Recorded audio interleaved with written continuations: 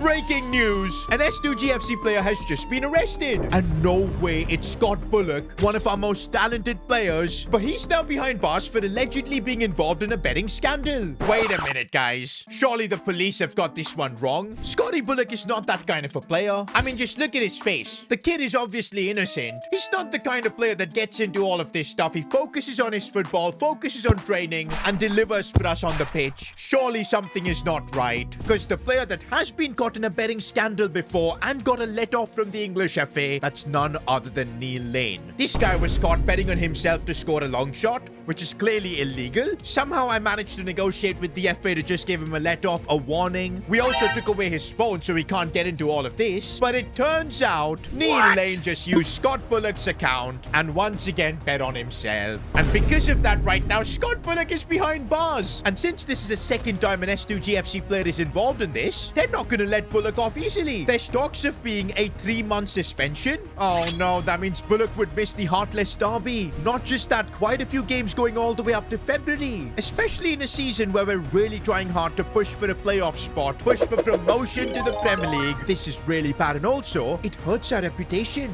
Brands and sponsors might pull out. The annoying thing though is that Scotty Bullock is innocent. There's no reason why his career should take a hit, because the culprit is actually Neil Lane. The problem though is, if Scott Bullock rats out Neil Lane, he probably won't get a suspension and play football normally, but because this would be Neil Lane's second offense, his career would be over. It would be a 3-year ban, effectively making Neil Lane's football career completely redundant. And so Scotty Bullock has now got a big decision to make. Does he take the suspension on himself, be banned for 3 months possibly, but save his teammate in the process? Or does he be honest and rat out Neil Lane? His career will be saved, but Neil Lane forever gone. Now I know Neil Lane is a troubled player, but as a teammate he's always been part of the squad. Losing him would be kind of brutal, especially since we've lost the likes of Finch, Steve Ball recently, who's just joined Orlando City to get reunited with his family. I don't want to lose out on Neil Lane as well, but it's not in my hands. What is Scotty Bullock gonna do? Firstly though, we've got him out of jail, and wow, I can't believe this. He has decided to not rat out Neil Lane. He's accepted the charges, offered an apology, and the English FA will be soon making their decision. It could be anywhere from a 2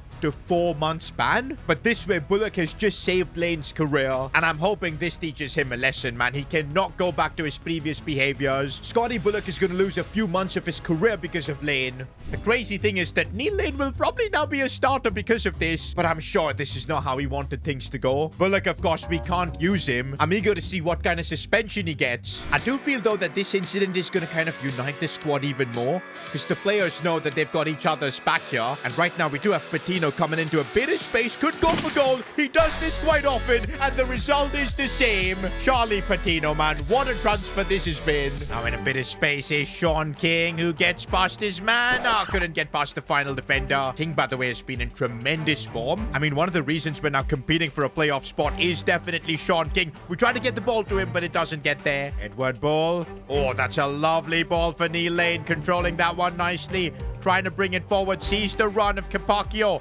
Cutting it back. Edward Bull now. Albie Norman. It's good build-up play. We look for Nicholas Hart, who sees Sean King. Come on. Felt like prime Barcelona for a bit there. Getting the ball to Neil Lane now, who's got a big point to prove, man. He's literally got one of our players suspended. Now Sean King, though, trying to find space. Oh, that was a good attempt. Oh, I see Nicholas Hart making a really good run, and he's gone through. Should be able to finish. How is the keeper saved that? Not gonna lie, though, we've got QPR completely on the back foot. Sean King winning the header. Bro, in just a few weeks, we've got our first Heartless Derby. That's what the media have dubbed it. Leicester City versus S2GFC. We're gonna be up against our former gaffer, Pablo Gonzalo. A fair few former players as well. Nicholas is gonna be up against his parents. That game is gonna be crazy. And that's why I want to get into some good rhythm before we get there. As Nicholas looks to find Park Ji-soo. He got tackled. Neil Lane finding space to shoot, and yo! An old version of Neil Lane would have probably betted money on him scoring a long shot and lost that money. Good thing is he's not doing any of that anymore. He's learned his lesson. He's got his teammate banned for it. Not gonna lie though, Patino might be the best signing we've made so far. So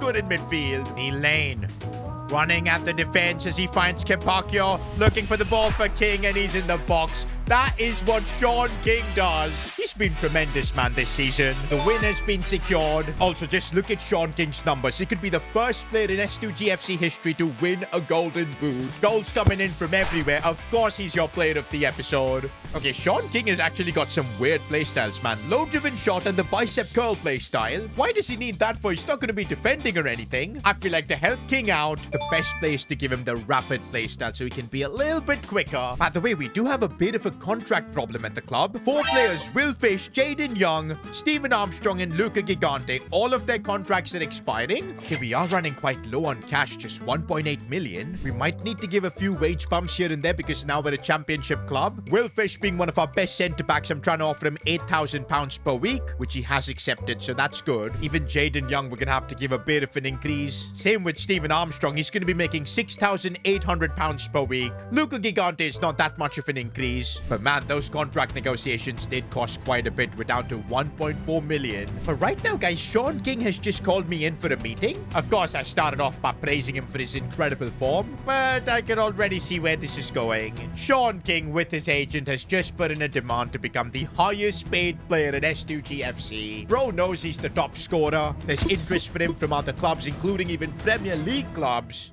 And I guess he wants to get paid. To be fair, don't blame him, man. He's currently making just £350 per week. We're paying him below minimum wage. Right now, I'm going to have to tell Sean King to just wait a bit. And that's because our highest paid player is Joshua Kwashi, £30,000 per week. And bro, with the remaining money we've got, we just won't be able to offer that to Sean King. But Sean has made it quite clear that if we don't give him that contract, he's going to start looking for a transfer. The positive thing is, he does still have almost a 1.5-year deal with us, so we can take our time to sort this issue out. And that is exactly what we're gonna do, because you guys remember, we do have a deal with Puma, our shirt sponsor. If by the 1st of January we can get a playoff spot, they'll be giving us 4 million, and that should be more than enough to give Sean King a new contract, keep him at the club. And right now we are in a playoff spot, but it's so tight that anything could change. And by the way, the FA are due to announce Scotty Bullock's suspension right after this game. I'm hoping it's lower than 3 months, man. I don't want to miss out on him for so long. He does not deserve it. Bro's just getting punished for being the nice guy. Right now, Neil Lane looking back for Gallardo on his left foot, finding space. Oh, the post denied him, and Nicholas rebound couldn't do much. Brandon Neal looking for Nicholas hard. This time he's going to try and cut inside. That was a mistake.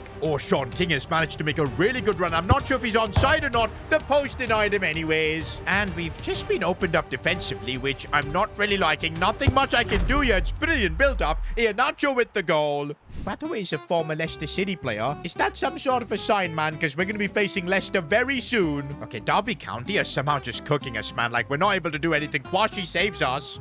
Oh, we've just been exposed again, and Iheanacho, man. Not gonna lie, it feels like ages since we've been defeated like this. We had no answer to Derby County, and it's a bit worrisome considering we've got the Heartless Derby very soon. I feel like maybe the players had Scotty Bullock's suspension announcement in their minds. And yup, this is the moment we've been waiting for. The English FA have just made their announcement. It is a 1-month ban for Scotty Bullock. Effectively, that means he'll be back for us only about like the 1st of January when the window opens. But honestly, I feel like we got lucky. I think the English FA took into account of Scotty Bullock's overall behavior. They deemed that this incident was so out of character for him. Of course, we know the truth. They don't. But yeah, Bullock is still gonna miss 1 month of football. All because of Neil Lane. So I'm just hoping Lane feels guilty and doesn't repeat all this ever again. Meanwhile, after recent results, we've kind of dropped off in the championship. 10th now. Meanwhile, Leicester City are 9th. That just shows, man, this rivalry is so heated. And remember, we're already in December, so I need to be pushing up, man. We need to be in that top 6 to get that 4 million into the bank. There is definitely a lot riding in this one against Leicester. And of course, Pablo Gonzalo is not wasting an opportunity. Pre-match press conference, he mocked Lenny for being the guy who got his coffee back in the day. He also said that I've got no idea on how to run a club. Even our former players, Medeiros Uribe, he said in an interview it was the best decision of their life to leave S2GFC. You know what, boys? I was going to start Gallardo in this game. The Argentinian connection, maybe he could help unlock Pablo. He knows what his style is. But I think the one player that needs to be in the team against Pablo Gonzalo, Edward Bull. He absolutely hated that coach, and this is his chance to get revenge. Not just that, boys, the storylines. Nicholas is going to be playing against his father's club, and of course the Hart family are in the stands for such a massive game, but this one is being played at the Presser Park. The fans are behind us, and Edward Bull looking to find Nicholas Hart. What a ball that was. Here goes Nicholas, trying to take one from distance, but that is just too much. Lenny's right now shouting at Nicholas just to calm down, make the right decisions. Neil Lane has found a bit of space, striking that one, and oh, what a goal! That just came out of nowhere. He found a bit of space, and Neil Lane has just beaten a World Cup winner in goal, because don't forget, Leicester City have got Emi Martinez. That feels kind of like redemption for Neil Lane. He costed one of his teammates a month of his life, and at least now he's delivering instead of him. Okay, but Leicester City have just broken through. Iker Alvarez, good save. Sean King holding up the play nicely, looking for Neil Lane. Patino has broken through. Here we keep going. Cheeky chip. No, he does not have a right foot. Uh-oh, this is bad. We've let Leicester City through, and Iker Alvarez couldn't stop that. It's 1-1. Nicholas Hart's parents are absolutely losing their minds in the crowd. Uh-oh, we've just been opened up. Iker Alvarez, good save. Okay, maybe before the half ends, we could really do something as Sean King looks for the pass here for Edward Bull. His moment, but Hamza Chaudhry gets there first. Okay, we're going halftime with things all square. Tactically, Lenny has not made any changes yet, but I think he's going to make an attacking one. Bull to be dropped into the midfield, and Gallardo coming on. Maybe it's a South American that's needed to break through Pablo Gonzalo's team. Gallardo. Good release for Nicholas Hart. Oh, I thought that was the moment. It would be a dream to see Nicholas score against his parents' clubs, but that did not work. Right now, it's Patino, though, with his left foot striking it. Emi Martinez is tough to beat. I do feel like Lenny made a big blunder, man, because Gallardo, he's not doing much. In fact, it's now all Leicester City were struggling. And that's the thing in these big occasions. I feel like Lenny just gets outsmarted so easily. Oh, what a ball that is. I couldn't stop this one. Capaccio is coming there. Good defending, and we get a let off. But now it's Echeverri, man. The talents that Leicester City have got. Alcanus, no! Pablo Gonzalo's Leicester City take the lead. Hart family in the crowd are going nuts. Not this way, man. We cannot afford to lose the Heartless Derby. Gallardo's broken through. He tries the chip. No, that was a mistake, Gallardo. Why? His obsession with the chip shots, man.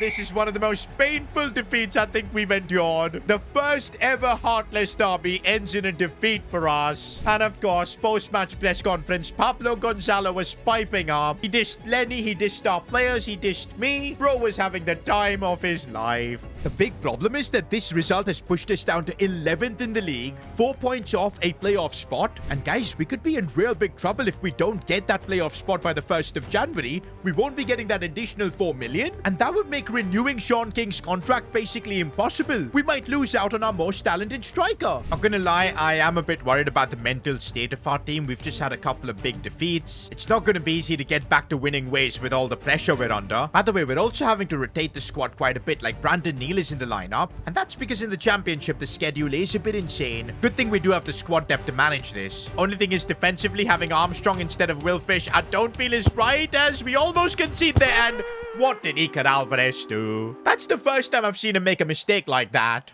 But that's what I'm saying, bro. When things start going bad, it's really hard to just get back the rhythm. But we gotta keep trying, as it's a lovely ball for Neil Lane. Come on, Neil. Scotty Bullock would have 100% finished that. No way, man. They've gotten in behind once again. Iker Alvarez this time did really well. But what are we honestly doing? Armstrong there. A unique style of defending. Albie Norman on the ball, and what was that? There's been a lot of talk about Albie Norman being a bit more focused on his bakery rather than, of course, his football. Because, yeah, if you look at it, last few matches, he's not really been at his best. To be honest, you can make an argument about that for our entire team. It was a disgraceful half. This is really awful defending, man. We deserve to go 2-0 down, and we just didn't have enough. Hull City were far better than us. We've got to figure out a way to get out of this rut, because we've now dropped down to 12th in the league. Oh, and Leicester City, our big rivals, they've got into the top 6. With this Scotty Bullock situation, it's kind of made me realize that we're really thin in terms of squad depth in the attack. I mean, apart from Nicholas Hart and Sean King, I can't really trust anyone on the bench. Jacob Richards, you guys know his level has fallen off massively. After this game against Preston, we're going to try and work things out. How can we maybe get an attacker into the team? But oh yeah, it all kind of depends if we can get the extra money for being in a playoff spot. Because otherwise our focus is Sean King's contract, so a lot depends on that. And talking about Sean King, he's found a bit of space, goes for goal, and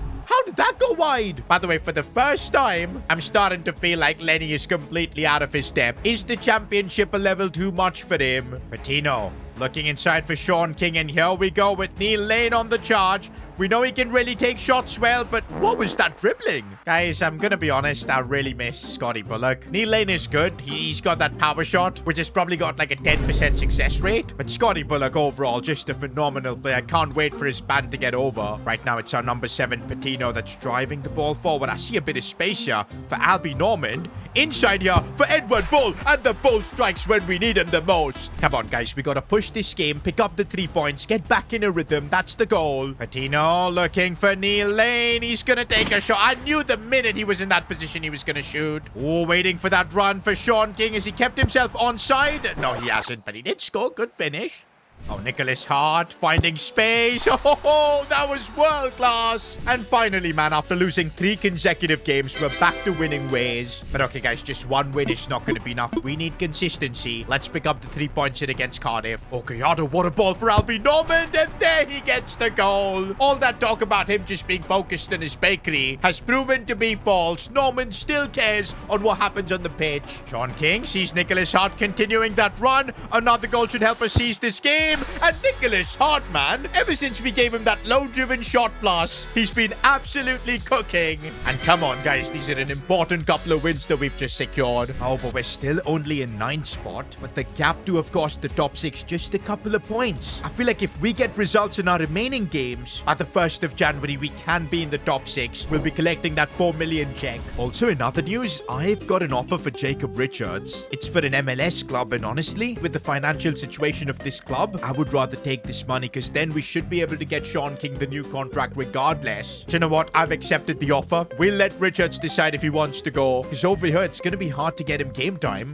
Because anyways, I'm thinking of running another scouting project for a striker. I don't want to just depend on Sean King, especially after his big demands. I think what we'll do is we'll wait until the 1st of January, sort out the Sean King issue, try and get that money from, of course, Puma, and then we can start the academy stuff. Now we're on a really good streak of results, and I want to keep that going. Luton down is going to be a bit of a tricky one. Oh, Edward Bull has broken through. If he can get onto his right foot, and that is what Edward Bull does. I would say in terms of striking the ball, I don't think we've got a better player than Edward Bull in the squad. Okay, Neil Lane would like to debate that, but sometimes I feel like even Neil does not know where his balls are going to land. What did he say? Edward Bull sees Neil Lane making that run. He's going to put it back for King. Oh, that finish. I know we all King a tap-in machine, but that is as clinical as it gets. I mean, you've got to respect that first touch, bro. Like, the way with his left foot, he just placed it into the bottom corner. That is Sean King for you. And that's another 3 points that we've just secured. By the way, King is competing with a Leicester City player for the Golden Boot. Of course, it had to be that way. Both of these guys have got 14 goals. Honestly, there have been so many media reports about Premier League clubs being interested in King. I'm so desperate to just sort out the contract stuff with King. By the way, Jacob Richards has accepted the offer. Wow, I can't believe I've sold our South African man. You never know, in the MLS, he might be able to up his game with some more game time, because there's no point of him just being it on the bench. I think we've made the smart call. Wait a minute, dodgy food? After a team meal, several players have reported feeling unwell. How did this happen? That too, it's right before the final game of the month against Portsmouth. Okay, the good news is we have broken into the top 6. The bad news is that the competition is so high that if we lose, we're going to be out of it and we'll lose £4 million. Oh no, guys. The stamina of so many of our players are cooked. We're going to have to play West Banks and Brandon Neal. Lister's going to have to play this game. Edward Bull with half stamina. We just don't have another choice. Apparently, this dodgy food situation was caused by Luca Gigante. Bro was trying to cook Italian food for the first time in his life for the squad. Completely messed up. And now our entire squad is cooked. In fact, he's the one who's in the worst situation, because he's actually out injured because of this for the next 6 days. I don't think Gigante meant any malice. He should just never enter the kitchen ever again. You pick up your palette knife and then work that into your meat. Give your meat a good old rub. That's it. But come on, boys. We beat Portsmouth here. We're in good form now. We'll, of course, be getting a lovely check of £4 million. And Sean King, you're trying to get that shot cleared away. Oh, Sean King. Sean King scores. Was he onside? I don't know. I think he is. He was onside. Let's go. They don't make strikers like Sean King, bro. Instinctive. He smells a goal. Look at that for a volley as well. Ah, we're going to concede that. Fair enough. Portsmouth get a goal back. Wait, guys. How have we let Portsmouth completely through like that? Iker Alvarez off the post. We're so lucky. But now they've got another chance here, and this time no luck for us. Portsmouth are leading. I hate to say this, guys, but as things stand, we're probably not getting into the top 6. This would be catastrophic because we will not get the extra money from Puma, and we're going to really struggle to even renew Sean King's contract. This is really bad. Uh-oh, we've been opened up once again, and it's not looking good. Portsmouth now lead 3-1. Luca Gigante, man, you have blood on your hands. Who asked you to cook spaghetti right before such a big game? What are you? An idiot sandwich. Idiot sandwich what? An idiot sandwich, Chef Ram. This kind of nonsense, bro, only happens at S2GFC, and now we're 3-1 down. I don't know how we're going to make a comeback. Well, we are at least going to have to try with Nicholas Hart getting the goal. There is hope, guys. There is hope. Even a point from this game could be enough to break in the top 6. Can we please defend? Can we please defend? Oh, my days. It's a nightmare. Wait a minute. Wait a minute. Wait a freaking minute. Edward Bull is down, and it looks horrible. Unknown injury, but it's serious enough to have him subbed off right here, right now. I'm going to bring on Gallardo. We'll also bring on Patino. Park Ji-soo can't basically run at this point. Clark's going to come on. I'm so worried about Bull's injury, man, but we can look at that after this game. No, right after the changes, we end up conceding. It's 4-2 Portsmouth. Are you actually kidding me? How did that go in? For the first time, we've conceded 5 goals. Nah, bro, this is genuinely unbelievable. We needed to win this game, and we got completely embarrassed instead. Oh, my days. Buller's torn his hamstring. He's going to be out for almost 84 days, which is 3 months. We do have Gallardo to play instead of him, and also Scotty Bullock's suspension is over, so that's good news. But this is where the good news ends, because it's now the 1st of January and we aren't in the top 6. 9th is where we finish in the championship. I'm absolutely gutted. I thought our team was far better than this. In fact, after the start we had in the championship, I was dreaming about top 2. But now the crazy thing is, we're not going to get the money from Puma, and time has run out regarding Sean King because he's already got offers from Premier League clubs. If we want him to stay, we're going to have to make him the highest paid player. But can we even afford it now? No extra money. We still have an academy that we want to try and fund. Are we actually going to end up saying goodbye to Sean King? Because Fabrizio Romano has just confirmed it. Aston Villa want to sign him. Surely there's got to be a way to avoid this.